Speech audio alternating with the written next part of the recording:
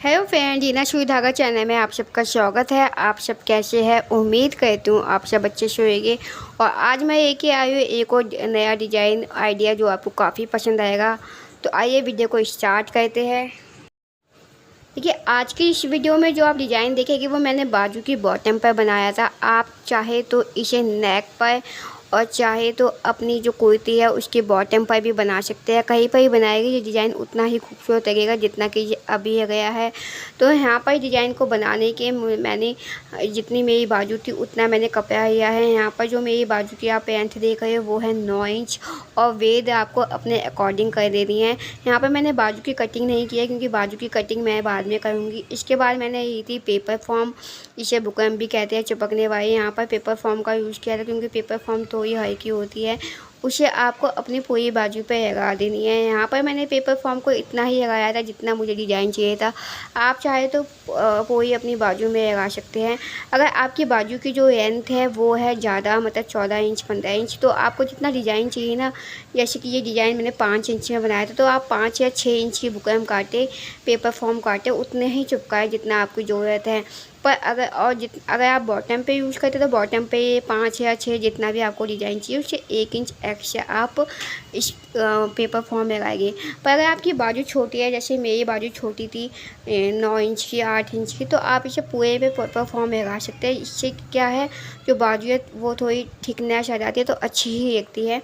तो ये आप अपने अकॉर्डिंग चूज़ कर सकते हैं। तो यहाँ पर आप देख सकते हैं मैंने इधर बाजू की कटिंग नहीं की थी, बस पेपर फॉर्म चिपकाया है अपने कपड़े पर जितना मुझे डिज़ाइन चाहिए था। तो आपको भी ऐसे ही अच्छे से पेस्ट कर देनी है पेपर फॉर्म को अपने कपड़े के ऊपर। इसके बाद जो मेरी बाजू थी वो छोटी थी तो मैंने उतना ही कपड़ा लिया है।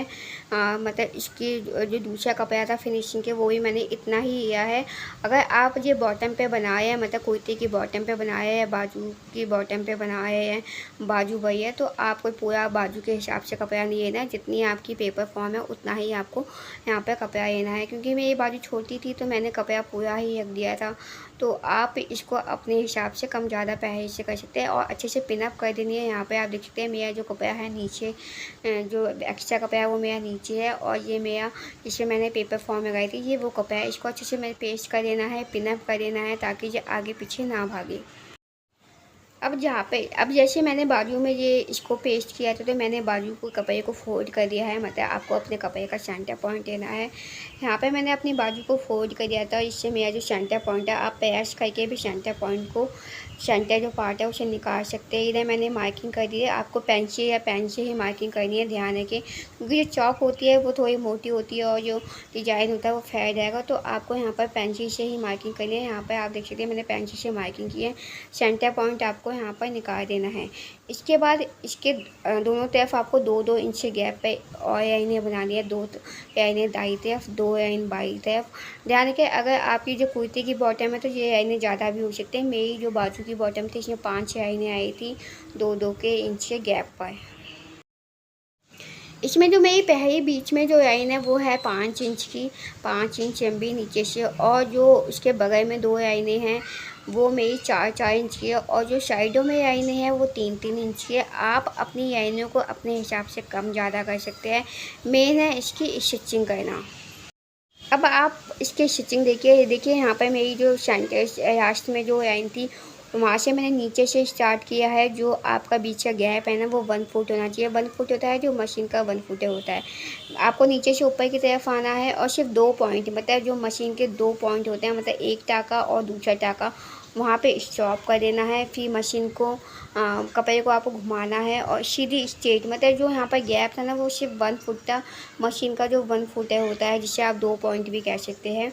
तो यहाँ पर सिर्फ मैंने उतना ही इधर स्टिचिंग की है। तो मेरा जो इंच का गैप था ना वो 1 फुट के आसपास था। जितनी भी मेरी जो 5 लाइनें थी मैंने उनमें ऐसे ही 1-1 फुट का गैप दे के 2 लाइनें, मतलब लाइनें बनाई है।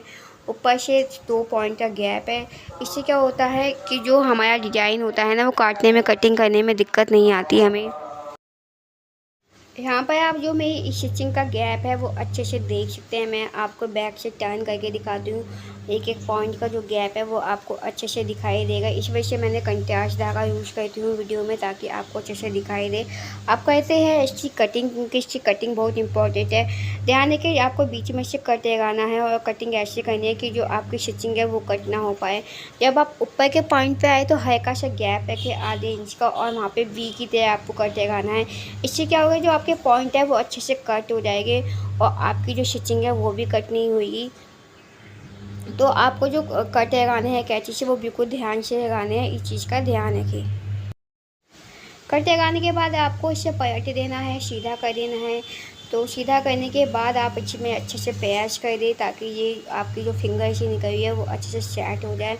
यहाँ पर मैंने इसे सीधा करने के बाद आप देख सकते हैं इसकी जो फिनिशिंग है वो कितनी अच्छे से आई है, और जो इसकी जो निकले हुए थे, हाथ से निकले हुए थे फिंगर से, वो बिल्कुल फिनिशिंग से आई थी, क्योंकि मेरे जो कट थे वो बिल्कुल परफेक्ट लगे हुए थे। तो आपको कट, ये सारी जो बात होती है ना वो कट पे ही डिपेंड करती है, जो डिज़ाइन है वो कट पे ही डिपेंड करेगा। तो यहाँ पे आप देख सकते हैं मेरी कट लगने के बाद यहाँ पर मैंने प्रेसिंग करी थी। इसके बाद हम करेंगे नीचे की बॉटम की फ़िनिशिंग। बॉटम की फ़िनिशिंग के यहाँ पे मैंने 2 इंच की पट्टी ली थी। आप चाहे तो कम या ज़्यादा कर सकते हैं, पट्टी को कम या चौड़ा कर सकते हैं। यहाँ पर मैंने 2 इंच की पट्टी की थी, क्योंकि जो मुझे पट्टी चाहिए थी वो सिर्फ आधा इंच या 1 इंच की चाहिए थी। तो यहाँ पर आप पट्टी अपने हिसाब से कर सकते हैं। ध्यान रखिए पट्टी को आपको बैक साइड से ऊपर की तरफ टर्न करना है।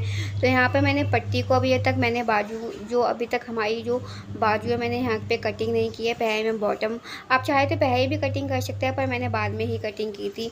तो ये ऑप्शन में है कि आप पहले कटिंग करें या बाद में। इधर फिर मैंने पट्टी को बैक साइड से लगाना स्टार्ट किया था, ऊपर की तरफ टर्न कर दिया था। अगर आप फर्स्ट टाइम बनाए तो अच्छी चीज़ प्रेस करके, प्रेसिंग करने के बाद ही इस पट्टी को लगाना स्टार्ट करें। तो यहाँ पे देख सकते हैं मैंने पट्टी को आगे की तरफ टर्न करके सिंपल पट्टी पे सिंपल स्टिचिंग कर दी है। आप इस पट्टी को कम चौड़ा अपने हिसाब से कर सकते हैं, जैसे मैंने आपको अभी स्टार्टिंग में बताया था। तो जो मेरी ये पट्टी थी ना वो आधा या पौना, आई थिंक 6 या 7 पॉइंट आई थी, मतलब 1 इंच से कम चौड़ी आई थी, और मुझे ज़्यादा चौड़ी चाहिए भी नहीं थी।